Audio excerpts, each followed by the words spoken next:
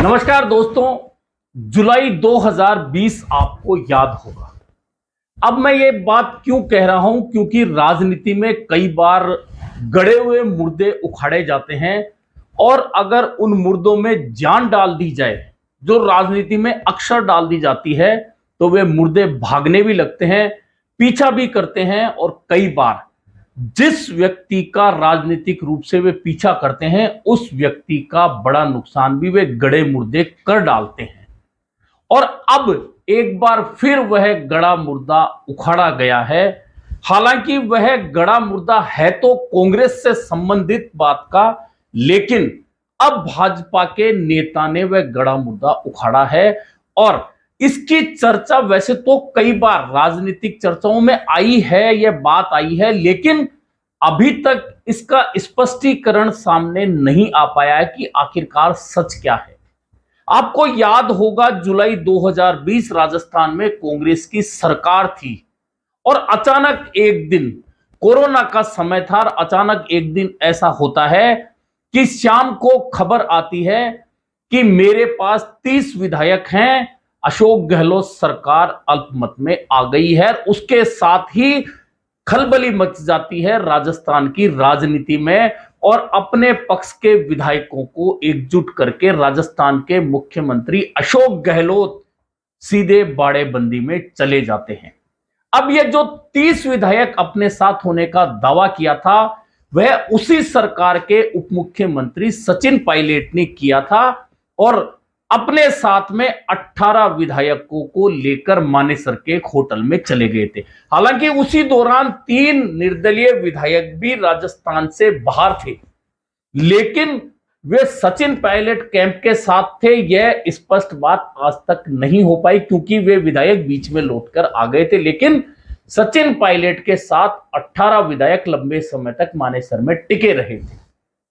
अब यह तो वह घटनाक्रम है जो 2020 में हुआ। उस दौरान अशोक गहलोत ने एक दावा किया था और दावा बहुत बड़ा था कांग्रेस के लिहाज से। दावा यह था कि हमारे नेता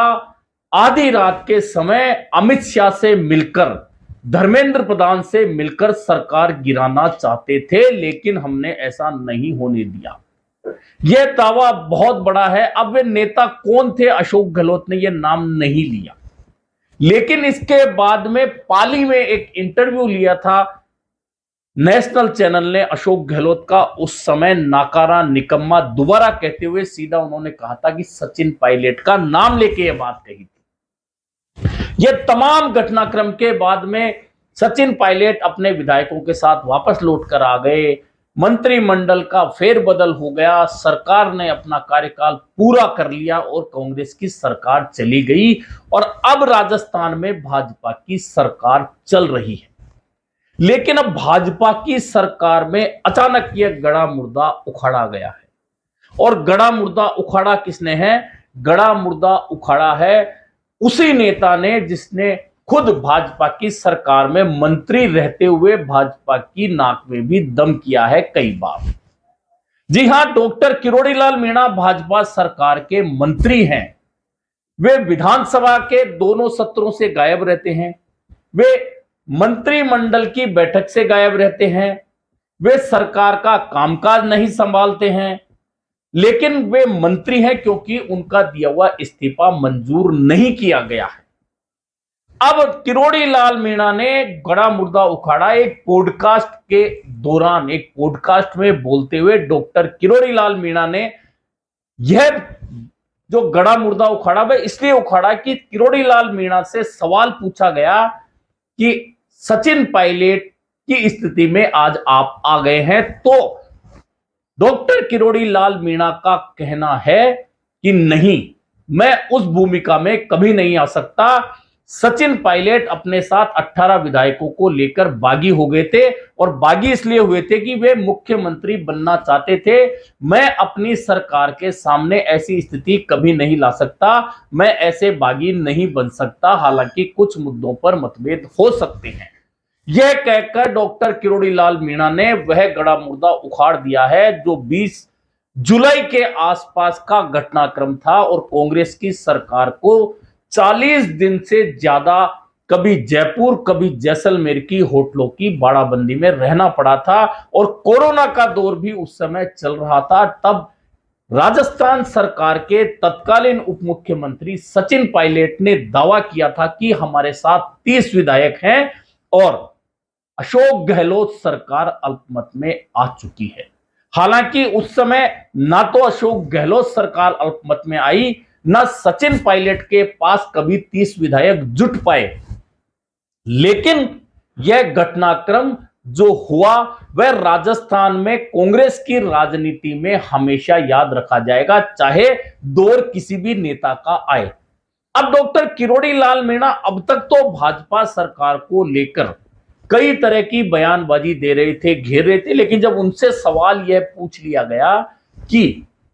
आप भी सचिन पायलट की भूमिका में हैं, तो उन्होंने कांग्रेस का वह गड़ा मुर्दा उखाड़ दिया है जिसे लेकर अशोक गहलोत और सचिन पायलट के बीच में लंबी रेखा खिंच गई थी और आज तक भी कांग्रेस आलाकमान या कांग्रेस का कोई भी नेता इन दोनों के बीच में बैठकर वह पेचअप नहीं करवा पाया है, जो कांग्रेस के लिए आने वाले दिनों में बेहद जरूरी होगा। जरूरी इसलिए होगा कि आपने पिछले दिनों देखा होगा कि किस तरह से अशोक गहलोत ने उन बातों का जवाब दिया कि वह खत्म हो चुके हैं, और जब वे जयपुर से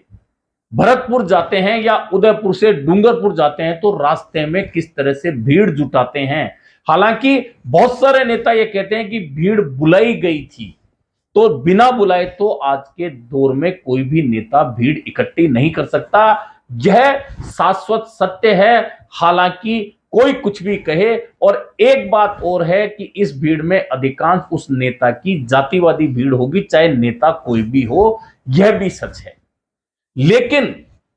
बात हो रही है जुलाई 2020 में हुई बगावत की, जो गड़ा मुर्दा अब डॉक्टर किरोड़ी लाल मीणा ने उखाड़ा है। और गड़ा मुर्दा उखड़ा है तो निश्चित मानिए कि अब वह पॉडकास्ट तेजी के साथ में वायरल भी होगा, और वायरल होगा तो सवाल उठेंगे तो बहुत सारी बातें निकलकर सामने आएगी। और सबसे बड़ा सवाल फिर यह होगा कि क्या उस समय अशोक गहलोत ने यह जो कहा था कि हमारे कुछ नेता धर्मेंद्र प्रधान से मिलकर अमित शाह के पास गए थे, आधी रात को मिले थे और सरकार गिराने का प्रयास हुआ था, लेकिन हमारी सरकार बच गई क्योंकि अमित शाह का पाला मुझसे पड़ा था, यह बात अशोक गहलोत ने उस समय कही थी। और एक बात और कही थी कि मैं कोई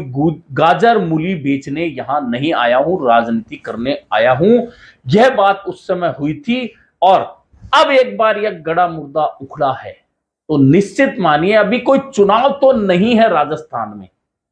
ऐसे में राजस्थान में कांग्रेस की राजनीति पर बहुत ज्यादा असर इस चीज का नहीं पड़ेगा। लेकिन चूंकि राजस्थान में बार बार में चूंकि गोविंद सिंह डोटासरा के प्रदेश अध्यक्ष बने हुए 5 साल का कार्यकाल जुलाई में पूरा हो जाएगा, ऐसे में बहुत सारी चर्चाएं हैं कि राजस्थान में प्रदेश नेतृत्व बदल सकता है, नेता प्रतिपक्ष को बदला जा सकता है। इन खबरों के बीच में यदि गड़ा मुर्दा उखड़ता है जुलाई 2020 का,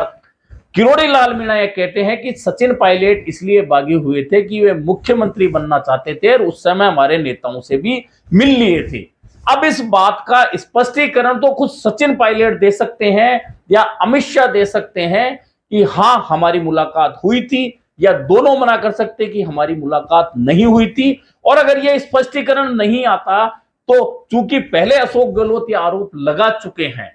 और अब किरोड़ी लाल मीणा ने यह कहा है कि हमारे नेताओं से सचिन पायलट मिले थे, मुख्यमंत्री बनने के लिए बागी हुए थे, तो एक तरह से दो प्रमुख नेताओं के आरोप अब सचिन पायलट पर लग चुके हैं कि वे बागी हुए थे। अब फिलहाल यह चीज सोशल मीडिया पर वायरल हुई है, वह पॉडकास्ट जिसमें किरोड़ी लाल मीणा यह सब कुछ कह रहे हैं, लेकिन इसका असर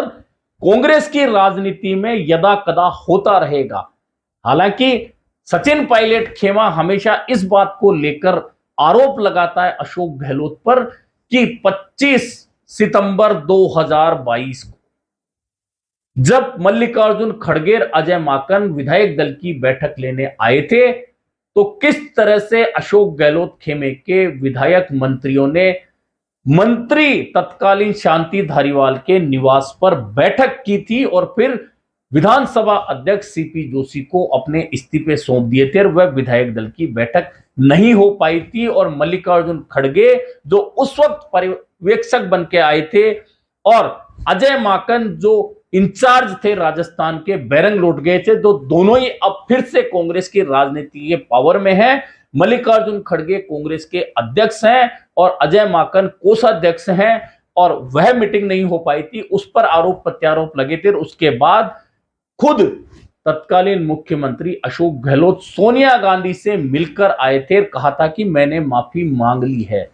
लेकिन ये तमाम घटनाक्रमों के बाद अब अचानक ये गड़ा मुर्दा